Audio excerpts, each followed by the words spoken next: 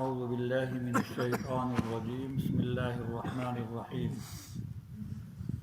یسألک الناس عن الساعة قل انما علمها عند اللہ وما يدریک لعل الساعة تكون قریبا ان اللہ لعن الکافرین واعد لهم سعیرا خالدین فیہا ابدا لا یجدون ولیا ولا نصیرا۔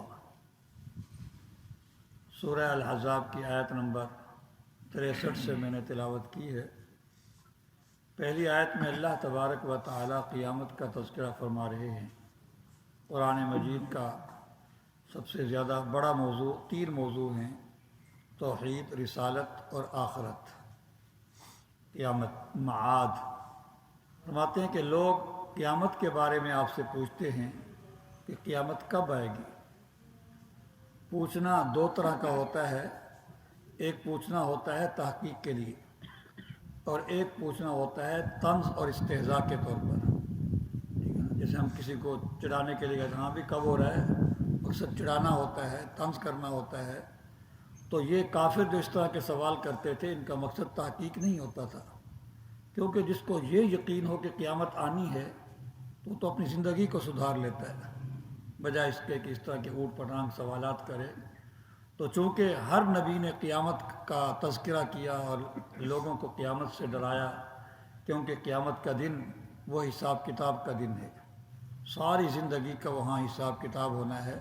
جس طرح ہم آپس میں یہاں پر حساب کتاب کرتے رہتے ہیں تو ایک پوری زندگی کا بھی وہاں حساب کتاب ہوگا کہ تجھے میں نے 50 60 سال 70 سال دیے تھے، جس مقصد کے لیے دیے تھے وہ مقصد تو پورا کر کے آیا کہ نہیں کر کے آیا، میری اطاعت فرم برداری کر کے آیا ہے یا میری نافرمانی کر کے آیا ہے۔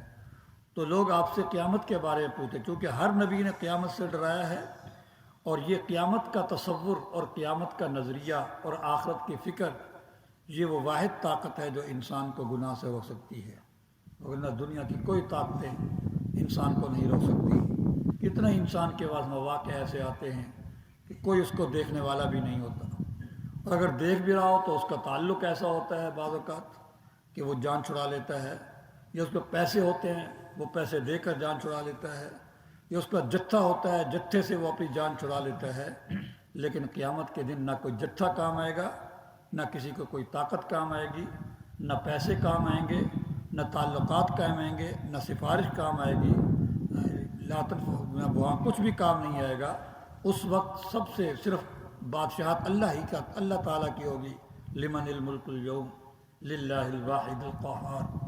تو یہ نظریہ جو ہے یہ انسان کو گناہ سے روک سکتا ہے کہ وہاں کچھ بھی میرے کام نہیں آئے گا، اور حقیقت میں قیامت میں آنا ہے۔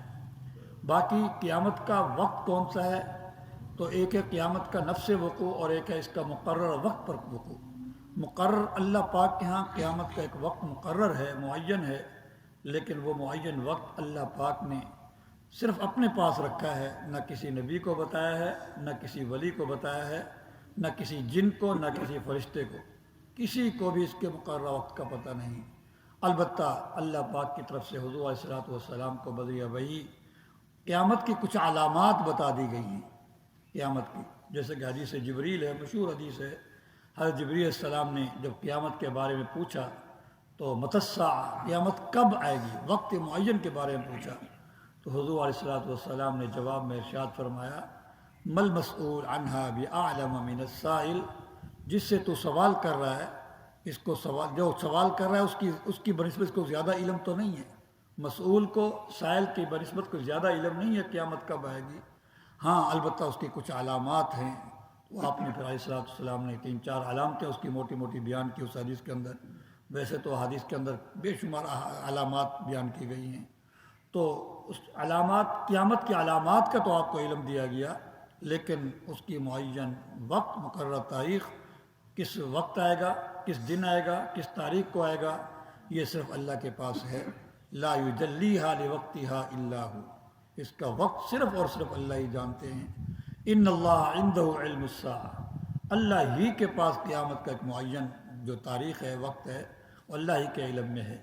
البتہ چونکہ ہر نبی نے قیامت کا تذکرہ کیا، قیامت سے ڈرایا، لیکن کب سے انبیاء کا سلسلہ شروع ہوا؟ اور آخر میں حضرت صلی اللہ علیہ وسلم تشریف لائے، انہوں نے بھی ڈرایا، اور قرآن حدیث کے اندر اس کا بار بار تذکرہ ہے۔ لیکن لوگ جو انکاری ہیں، مکذب ہیں، جھٹلاتے ہیں، وہ قیامت کا تذکرہ سنتے رہتے تھے لیکن قیامت آ نہیں رہی تو وہ اس کا انکار کر دیتے تھے۔ تو قیامت کا لیٹ آنا اس کے نہ آنے کی دلیل نہیں ہے، قیامت کا لیٹ آنا اس کے نہ آنے کی دلیل نہیں۔ جو فکر مند آدمی ہوتا ہے وہ قیامت کی تیاری کرتا ہے، ہاں، قیامت کی تیاری، حساب کتاب کی تیاری۔ تو ہر مسلمان کو، ہر انسان کو قیامت کی تیاری کرنی چاہیے، بجائے اس کے کہ بے تکے سوالات اور اعتراضات کرے۔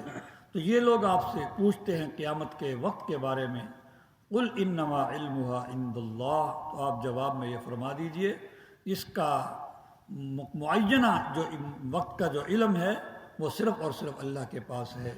وما یدریک لعل الساعۃ تکون قریبا، آپ کو کیا خبر، اس میں کیا تعجب کی بات ہے کہ ہو سکتا ہے کہ قیامت قریب ہو۔